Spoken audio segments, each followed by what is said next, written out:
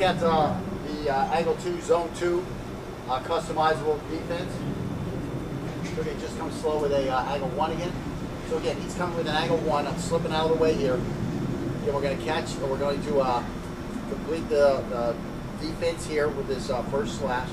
Now I've got my catch. Now I come up on this angle 11.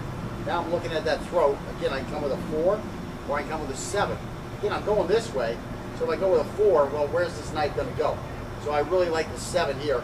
So again, we're going to come in. Now we got to step with the opposite leg. Here's our 7. Now I'm going to have to give this hand up because my hands are crossed.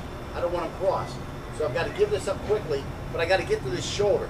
Now I'm going to stab low here. Now I can come up here and get this stroke. So by far, again, the guy with the knife hand in the left hand is the harder angle. Try again an angle 1 with your right hand. So again, with the right hand, I come here. It's a whole lot easier for me. I come here. Now I've got this throat area again. Going to stab in here.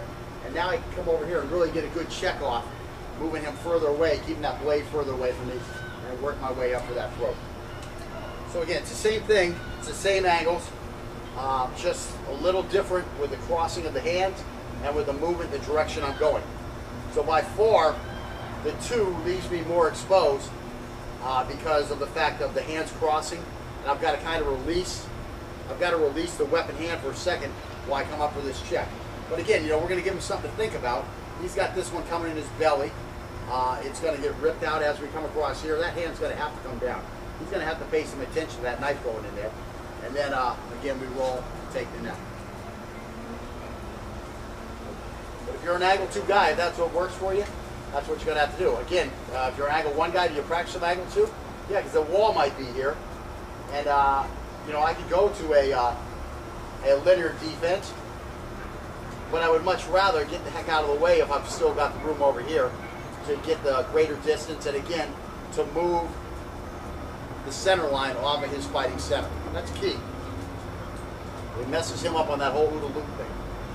Okay, so again, starting with a 1 and stop back.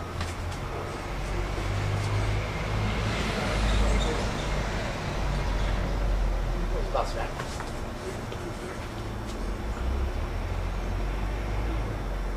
Stop back. Okay, you see that time I come over here, that's a low angle. So, you know, am I really going to do a 2 on it? No, I'm not going to do a 2 on it. But I've got everything up here where I need it to be. I just push down with a 4. Again, I fanned on it because by the time I'm out of the way, by the time that 3 comes across, it's over here. So am I going to worry about going back to that arm? No, get right up here on the neck. Get right up on the neck. I've got him checked here. Now I bring it back down here, get him thinking down here. Now we can slash his throat. Again, it's the same thing, but it never has to be the same. Make any sense? No. Okay. Sorry, you get ready to cover something. Stop back.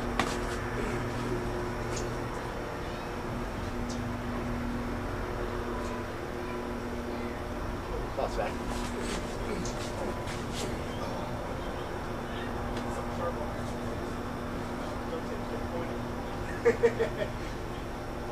Stop back. Having trouble getting to something, so you know I pop a couple more in on his karate. Stop back. Give him for shit.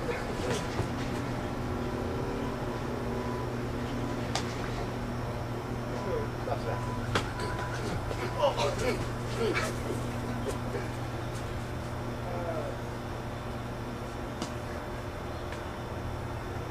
Stop back.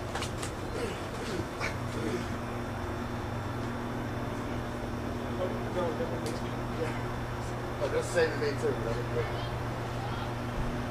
Stop back. He keeps that hand up there real well. Let's go slash the other side. Stop back.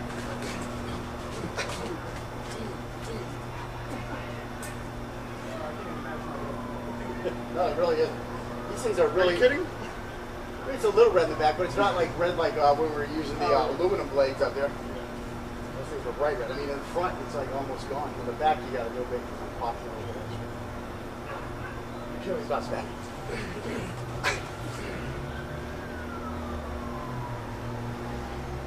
was nice, man. I really got, I got like a finger, and then he closed his arm. It was like just really trapped in there, so I just kept it there to control.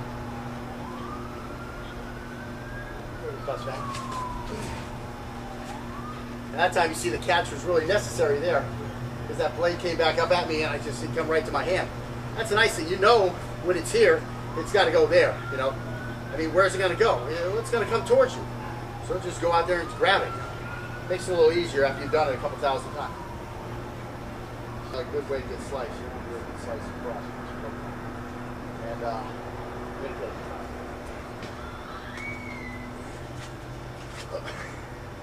fuck you. Just off have that knuckle cut. Okay, so anyways, that was 12. Yeah.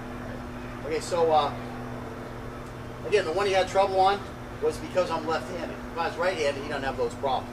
Because he's getting the heck out of the way this way.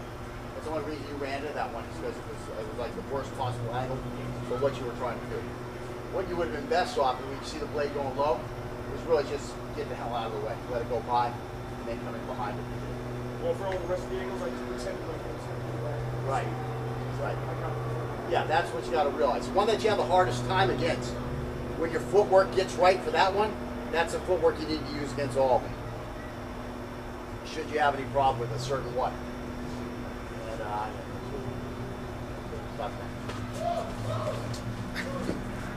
you see that time, just the attack got him turned. Stuff coming up in his face, got him turning away. That's a pretty natural reaction from everybody except for highly trained fighters who realize you have to stand in there. Get something up in your face, you want to turn away.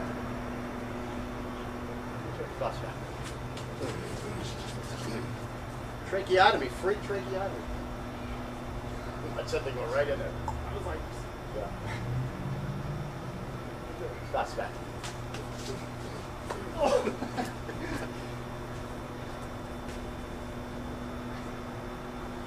Again, I didn't like the results of things, and I had to, throw something in here so I could walk in. You can't just always walk in there. This one's got a blade. I get to think about something else. That's back. Now see what I did? I just came in. Now that's coning. That's coning. I'm just getting in here and trapping everything while I keep trying to move in. He's spinning off on me in weird directions with the way I'm coming in at him. And, these are things that you've got to you just fight through. Make sure you still get all your jabs in. Make sure you're in a position where you're not going to get cut, and fight your way through it. This guy's not always going to do everything the way you want him to. And that's the reality. Again, you look at those karate techniques, this guy's following a script. As long as he follows the script, it works. Once he doesn't follow the script, it doesn't work. Well, guess what? Have we done something where I'm moving straight forward? Yeah, when I'm fighting my way out of the linear attack, right? I have to come straight at this guy.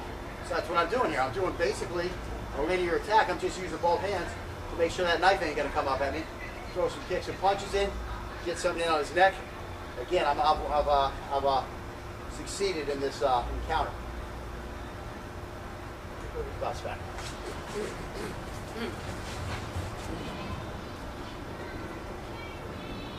So again, I'm stepping across this way.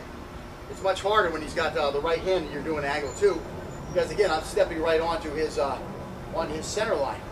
Now, because he's not coming with as a determined attack as he might in real life, it's very easy for him when he comes at me to start turning on reverse. If he's coming forward really nice and hard, he's not going to be able to turn on that reverse. But because we're just working practice, he's coming through with a half-step technique, and now when I come at him, he's turning on that reverse.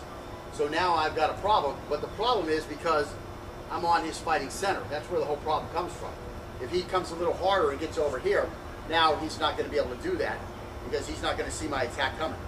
So again, sometimes, when you're doing a drill, the guy attacking won't do what he's supposed to. Well, guess what? Fight your way through it. Figure something out. In the real world, that might be the guy. He might come with just a half technique, not really coming in hard, trying to barrel through you the way he is probably going to do it on the street. So again, he comes like this, and then all of a sudden, whoa, he turns, he's right on the center line. That's all he had to do was turn. Now he sees you coming at him, oh, he starts going back like this. Hopefully he'll keep the blade down here, you'll be able to keep the blade down here. But again, what is it? It's linear defense, except for, guess what?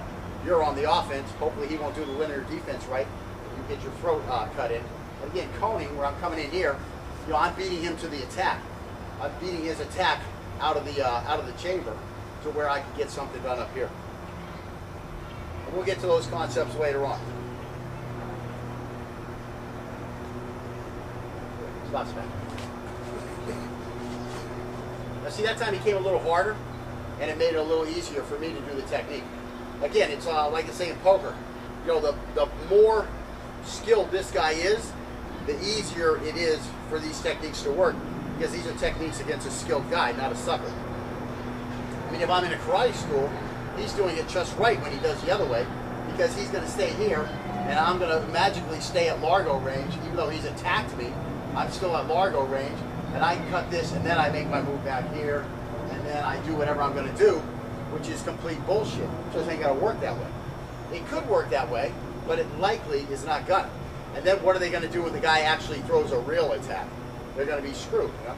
And that's the craziest thing. You watch these karate techniques, like, what I want you to do is I want you to throw a technique, but I want you to throw it so that it's not even going to hit you. Okay, so go ahead. So this is the way a karate technique, if you really look at those karate techniques, when they're showing those karate techniques, if you mark on your screen where the guy is, and then the attack begins, and you mark where the knife was never going to touch the guy anyway. It's bizarre. You know, now this guy comes down here and does, you know, whatever he's going to do, you know, this type of stuff, whatever he's going to do, he was never going to get cut anyway. So that's the double fantasy that they're living in. Stop back. Again, he's just so wide open, I can't even get to his back. I just start picking from the front. Stop back. Well, no, it's just me ramping up my speed a little bit. Stop back.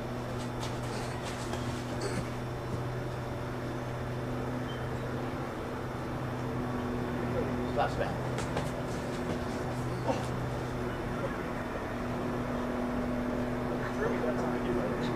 Well, I had to push it off. That was a good check. Stop back. This is one of my favorite grips right here, when the right hand guy got out of it. He grabbed his left wrist here, got his right hand here. Yeah, have your way with him. If you're that kind of guy. Okay, what angle was that? Wrong one? That was it. So what am I doing? Right hand? Now you're going to find out this is hard. That's why I'm not an angle 2 guy. Angle 2 is very hard when you have to cross that center, when you have to cross this fighting center. You got Chinese? No Chinese. This is actually pretty easy. One of the easiest ones for stepping across the center line, because the reverse grip is so weak.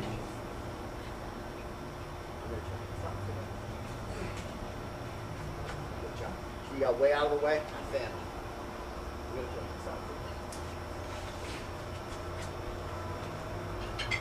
There's more on that arm, but it's way up there.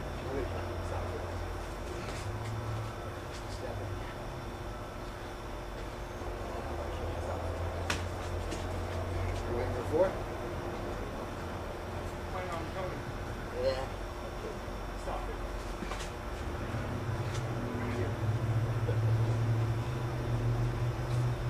Wait. Cute. Stop.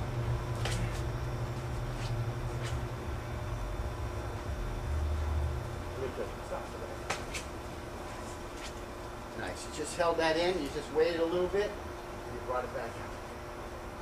Stop it. Nice. Good. Stop it. I will cry if it's too much.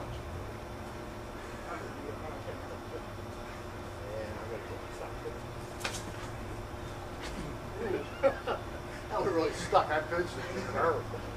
Like I said, rip it, right? Stop it.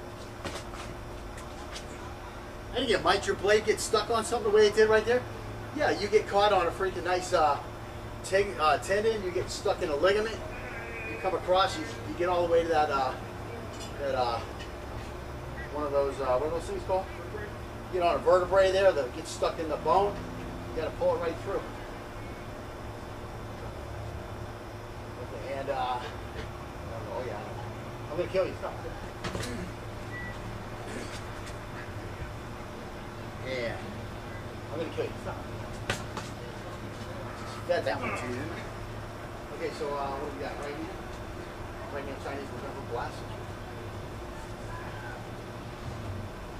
Blast back.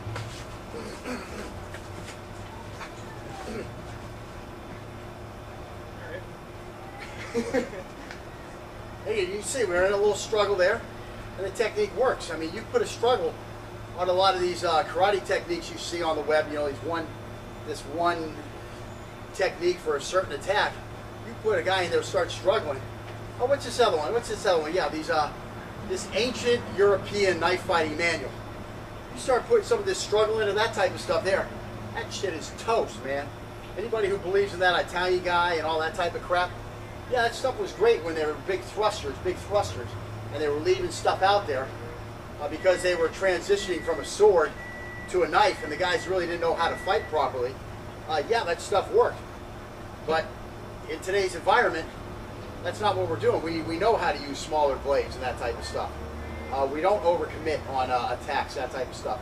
You know, yeah, so it's you put in the slightest bit of resistance against those type of techniques, and those guys are gonna be in a lot of trouble. Boy, I wish I could remember that guy's name. Some Italian guy with a manual. There was like 3 of them, and the last guy was the guy who actually wrote it down and put together a manual. And there's guys out there trying to sell that, you know, this is the real system. You know, no, it's not. It's not. Yeah, because if you put in a resistance to those type of things, if you put in a nice combination attack, a really determined attack, those things are not going to work. Okay, stop spec. So again, see this trap down here? That's that trap. It went low, it's got to come high. So all you got to do is get on top of it. And then switch off here. Here.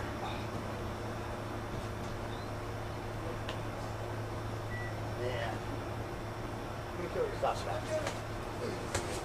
So see what I did that time? Just turn him the other way. If he starts turning this way at you, just let him have that momentum and turn him the other side. That's advanced stuff from doing a lot of techniques. So that's all I did. I got this held low, he can't come up at me. He starts coming back this way, just push him this way. Now we're back on a zone 1. You know, we're coming around the other side. We're not even coming around, we're letting him kind of spin for us. But that's where we'd be coming on the angle 1. After an angle 1, we'd be working our way here. And again, you know, it's going through these techniques over and over and over and over. Over and over and over and over and over. That will let you be able to adapt to all those differences. That's because we're not practicing one technique for a situation. We're practicing a customizable defense which can handle all situations. Stop back. Again, I don't know what's happening all of a sudden. He's just falling into that area where it makes it easy for me to come down here. You know, it's almost like a Wing Chun move, a cyclonic palm, where you're trying to set up that palm strike to the chest, where it's just, you know, I'm just feeling it, and that's where I'm going from there. I've never gotten to where I've had to do it that way before, but it's just because I've done it so many different things, so many ways, it's just working for me. And again, we are going to get into a little Wing Chun here after this also. We have a little bit of what I want to say, sensitivity, sticky hand type training that we'll do. Stop back. What'd you do? What'd you say? I'm going to kill you? You said you were going to kill me? Oh, Jesus. You went for the jewels. I had to jump. Right here on the side. So, big artery. I was just going for, yeah. Yeah, you got the artery. I went like this, and I think you got the artery. I was like, no testicles today. Yeah, I'm fucking good jig. Very sexy guy. I'm going to kill you. Stop back. Oops, sorry, I got you a little bit on there. You're good. Again, you know, you have any trouble up top, boom, just lay one in down low. They will open up top. Even though he knows what I'm going to do next. Still, it's instinctive. I mean, you can't help it. You have to react to it.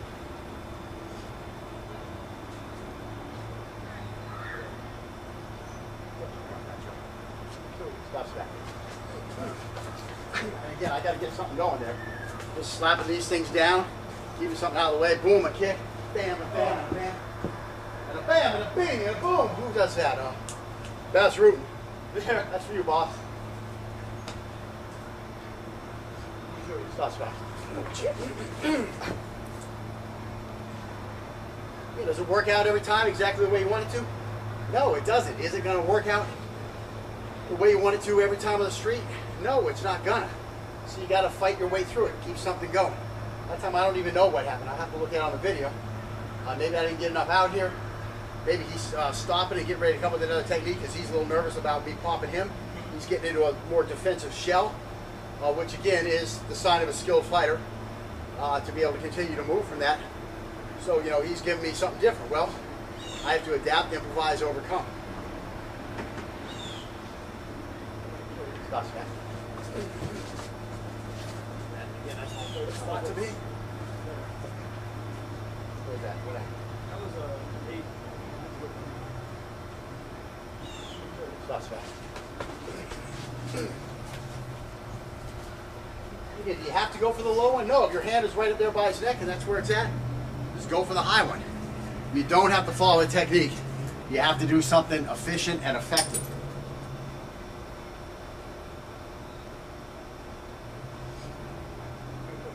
Stop, Scott. Again, everything was all tied up. I have to follow him because I don't have him have any space to turn on me. So I'm just running after him. My hand is low. I certainly don't want to stab low down there with my hand down there. But guess what? Everything was low. So I just come up and I finish him right there. That's that checking. That was a big check. That's that gap. I don't want a gap to form. He's turned away from me. There's a gap starting to form. So I'm just going to run and get this gap because my shoulder is keeping him trying to turn towards me. My shoulder is keeping him from turning towards me. Maybe I can just walk against him. But again, now I just take the throat. But you got to do these over and over and over. And you got to make mistakes to find out how to recover. And you do enough of these reps, something's going to go wrong. He's not going to do it right. I'm not going to do it right. Hands are going to bump different ways. So you figure your way out of it. That's the big thing. And if you have a customizable defense from the get-go, it's going to be much easier for you to fight your way out of it. That's right. And again, a lot of times when I get in trouble, I just realized the last time I think I was screwing around standing like this. Yeah.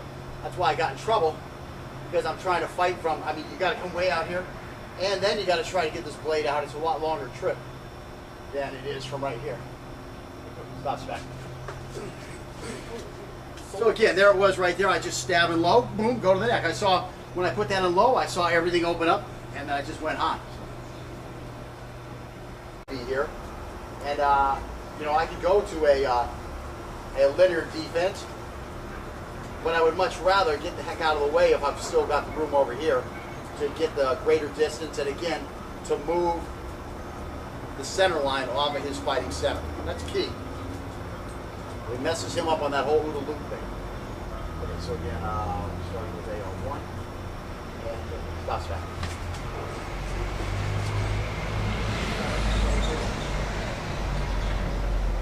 Stop back.